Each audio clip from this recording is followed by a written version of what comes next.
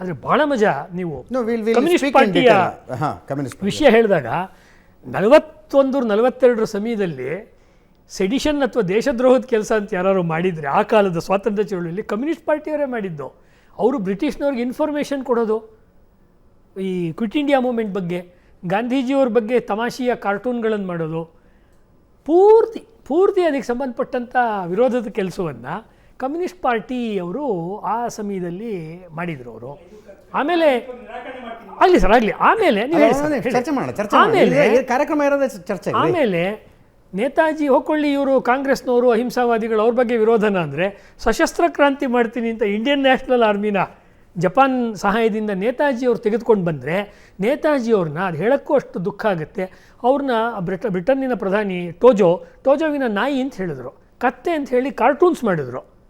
Communist ಪಕ್ಷದ people's war ಪತ್ರಿಕೆ 1942ನ ಹಲವಾರು ಸಂಚಿಕೆಗಳು ನನ್ನ ಹತ್ರ ಇದೆ.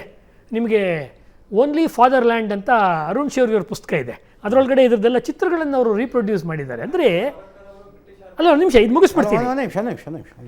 ಹೀಗೆ ಅಂದರೆ ಕಮ್ಯುನಿಸ್ಟ್ ಪಕ್ಷದ್ದು ನಾನು ಭಾಳ ಡೀಪಾಗಿ ನೋಡಿದ್ದೀನಿ ಕಮ್ಯುನಿಸ್ಟ್ ಚಳವಳಿ, ಹಾಗಾಗಿ ಧೈರ್ಯವಾಗಿ ಹೇಳಬಲ್ಲೆ. ಏನಂದರೆ ಅವ್ರದ್ದು ನ್ಯಾಷನಲಿಸಮಲ್ಲಿ ನಂಬಿಕೆ ಇಲ್ಲ.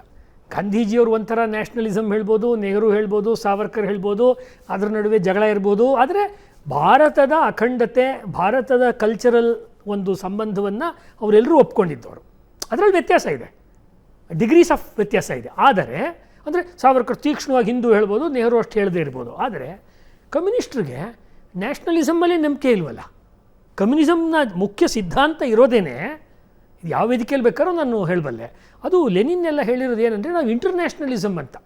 ನೋ ಬೌಂಡ್ರೀಸ್ ನಮಗೆಲ್ಲ ನಮ್ಮದು ಇಂಟರ್ನ್ಯಾಷನಲ್. ನಮ್ಮದು ರಷ್ಯನ್ನು ಕೊಮಿಂಟನ್ ಎಲ್ಲ ಬಂತಲ್ಲ, ಅವ್ರು ಹೇಳಿದರು.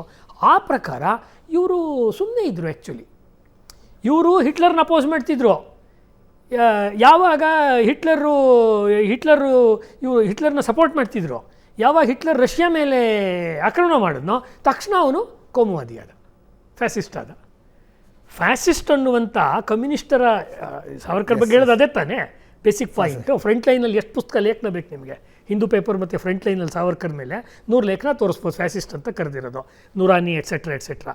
ಯಾಕೆ ಕರೆದಿದ್ದಾರೆ ಅಂದರೆ ಇವರು ನಡೆಸ್ತಿರೋ ಪಕ್ಷ ಅಥವಾ ಪತ್ರಿಕೆ ಯಾವುದೇ ಆದರೂ ಹಿಂದೆ ಇರೋದು ಕಮ್ಯುನಿಸ್ಟ್ ಸಿದ್ಧಾಂತ. ಫ್ಯಾಸಿಸ್ಟ್ ಯಾರು ಅಂತ ಅವ್ರು ಡಿಸೈಡ್ ಮಾಡ್ತಾರೆ. ನಾಳೆ ಏನಾದ್ರು ಸ್ಟಾಲಿನ್ನು ಮತ್ತು ಮುಸೋಲಿನಿ ಒಂದಾಗ್ಬಿಟ್ಟಿದ್ರೆ ಆವಾಗ ಮುಸೋಲಿನಿ ಫ್ಯಾಸಿಸ್ಟ್ ಆಗ್ತಿರಲಿಲ್ಲ, ಅವ್ನು ಸಪರೇಟ್ ಇದ್ದಾಗ ಆಗ್ತಾನೆ. ಇವನು ಬಂಗಾಳದಲ್ಲಿ ಲಕ್ಷಾಂತರ ಜನ ಹಿಂದೂಗಳನ್ನು ಅಥವಾ ಫೆಮೈನ್ ಮಾಡಿಬಿಟ್ಟು ಸಾಯಿಸುವಂಥ ಚರ್ಚಿಲ್ಲು ಕಮ್ಯುನಿಸ್ಟ್ರಿಗೆ ಫ್ಯಾಸಿಸ್ಟ್ ಆಗಲ್ಲ. ಯಾಕೆಂದರೆ ಅದು ರಷ್ಯಾ ಸೆಂಟ್ರಿಕ್. ಅದು USSRನ ಒಂದು ಗೌರ್ಮೆಂಟ್ ಏನು ಪಾಲಿಸಿ ತಗೊಳುತ್ತೋ ಅದಕ್ಕೆ ಪೂರಕವಾಗಿ ಇವರೆಲ್ಲ ಚರ್ಚೆಗಳು ಬರುತ್ತೆ. ಹೀಗಾಗ್ಬಿಟ್ಟು ಸಾವರ್ಕರ್ನ ರೆಕ್ರೂಟ್ಮೆಂಟ್ ವೀರ ಅಂತ ಕರೆದ್ರು. ಅದು ನಾನೇ ಹೇಳ್ತೀನಿ, ಬ್ರಿಟಿಷರು ಆರ್ಮಿಗೆ ಅವರೆಲ್ಲ ರೆಕ್ರೂಟ್ ಮಾಡ್ತಾ ಇದ್ದಾರೆ ಕಣ್ರಿ, ಅಷ್ಟೇ ಬ್ರಿಟಿಷರು ಏಜೆಂಟ್ಸ್ ಥರ ಅಂತ ಹೇಳಿದ್ರು. ಬಟ್ ಅದರ ಫಲ ನಮಗೆ ಗೊತ್ತಾಗಿದ್ದು.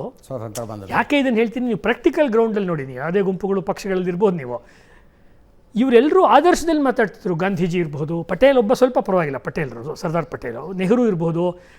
ಪ್ರಾಕ್ಟಿಕಲ್ ಪೊಲಿಟಿಕ್ಸ್ ಇದೆಯಲ್ಲ, ಪ್ರಾಕ್ಟಿಕಲ್ ಪೊಲಿಟಿಕ್ಸ್ ನಿಮ್ಮ ಯಾವ ಆದರ್ಶವನ್ನು ಕೇಳಲ್ಲ. ಆ್ಯಕ್ಚುಲಿ ಚಳಿ ಅಂದರೆ ಬಂದೇ ಬಿಡುತ್ತೆ ಚಳಿಗಾಲ.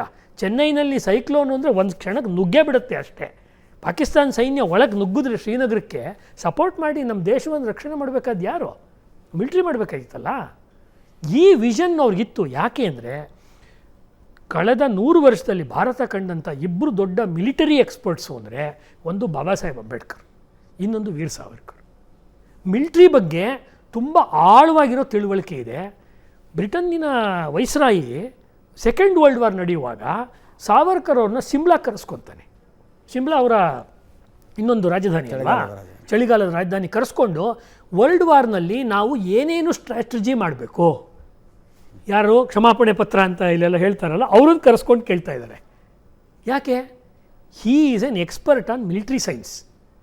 ಮತ್ತು ಸಾವರ್ಕರ್ ಬುದ್ಧಿ ಇನ್ನೂ ಎಷ್ಟು ಚುರುಕಾಗಿದೆ ಅಂತ ಅವನು ಟೆಸ್ಟ್ ಮಾಡಬೇಕಾಯ್ತು. ಧನಂಜಯ ಕೀರ್ ಬರೀತಾರೆ. ಇದೆಲ್ಲ ಗೊತ್ತಿಲ್ಲ ನಮ್ಮ ಜನಕ್ಕೆ. ಅಲ್ಲ, ಒಂದು ದೇಶದ ವೈಸ್ರಾಯ್ ಅಂದರೆ ಪ್ರೆಸಿಡೆಂಟ್ ಇದ್ದಂಗೆ ಅವನು. ಆ ಮನುಷ್ಯ ಸಾವರ್ಕರ್ ಅಂತ ಯಾರೋ ಒಬ್ಬ ಕ್ರಾಂತಿಕಾರಿನ ಕರೆಸ್ಕೊಂಡು ತಾನು ಟ್ರೈನ್ ಚಾರ್ಜ್ ಕೊಟ್ಟು ಆತಿಥ್ಯ ಕೊಟ್ಟು ಡಿಸ್ಕಷನ್ ಮಾಡ್ತಾರೆ ಅಂದರೆ ಇದು ಬ್ರಿಟಿಷ್ ಸೀಕ್ರೆಟ್ ರೆಕಾರ್ಡ್ಸಲ್ಲಿ ಇರಲ್ವಾ? ಇರಲೇಬೇಕು. ಇದು ಚರ್ಚೆನೇ ಆಗಿಲ್ಲ ಇದು. ಆವಾಗ ಅವ್ರು ಹೇಳ್ತಾರೆ ನಾರ್ತ್ ವೆಸ್ಟರ್ನ್ ಫ್ರಾಂಟಿಯರ್ಸಲ್ಲಿ ಹೆಂಗೆ ಸೈನ್ಯ ನಿಲ್ಲಿಸಬೇಕು ಅಂತ ಒಂದಷ್ಟು ಸಜೆಷನ್ಸ್ ಕೊಡ್ತಾರೆ ಸಾವರ್ಕರು. ಅಂಥ ಸಾವರ್ಕರ್ನ ಸ್ವಾತಂತ್ರ್ಯ ಬಂದ ಮೇಲೆ 20 ವರ್ಷ ಬದುಕಿರೋರನ್ನ ಒಂದು ಮೀಟಿಂಗಿಗೆ ನಮ್ಮ ಸರ್ಕಾರ ಕರೀಲಿಲ್ಲ. ಡೆಲ್ಲಿಲಿ ಬೇಡ, ಬಾಂಬೆಲಿ ಕರೀಲಿಲ್ಲ, ಪೂನಾದಲ್ಲಿ ಕರೀಲಿಲ್ಲ. ನೀನಿರೋ ಆ ಬಾಹುಬಲಿ ಸಿನಿಮಾದಲ್ಲಿ ಅವಳು ಇರ್ತಾಳಲ್ಲ, ಬೇಡಿಯೆಲ್ಲ ಹಾಕ್ಬಿಟ್ಟು ರಾಜಮಾತೆ ದೇವಸೇನ ಹಂಗಿಟ್ಟಿದ್ರು. ತುಂಬ ಅನ್ಯಾಯ. ಇದರಿಂದ ನ್ಯಾಷನಲ್ ರಿಸೋರ್ಸ್ ಅಲ್ವೇನ್ರಿ? ಒಬ್ಬ ಬುದ್ಧಿವಂತ ಮನುಷ್ಯ ನ್ಯಾಷನಲ್ ರಿಸೋರ್ಸ್ ಅಲ್ವಾ? ಆ ನ್ಯಾಷನಲ್ ರಿಸೋರ್ಸನ್ನು ನಾವು ಯೂಸ್ ಮಾಡ್ಕೊಳ್ಳಲ್ಲ.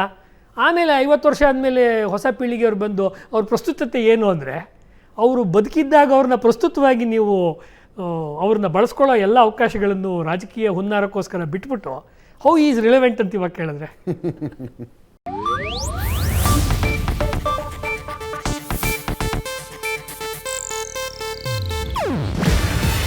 ಇದು ಏಷ್ಯಾನೆಟ್ ನ್ಯೂಸ್ ನೆಟ್ವರ್ಕ್ ಪ್ರಸ್ತುತಿ.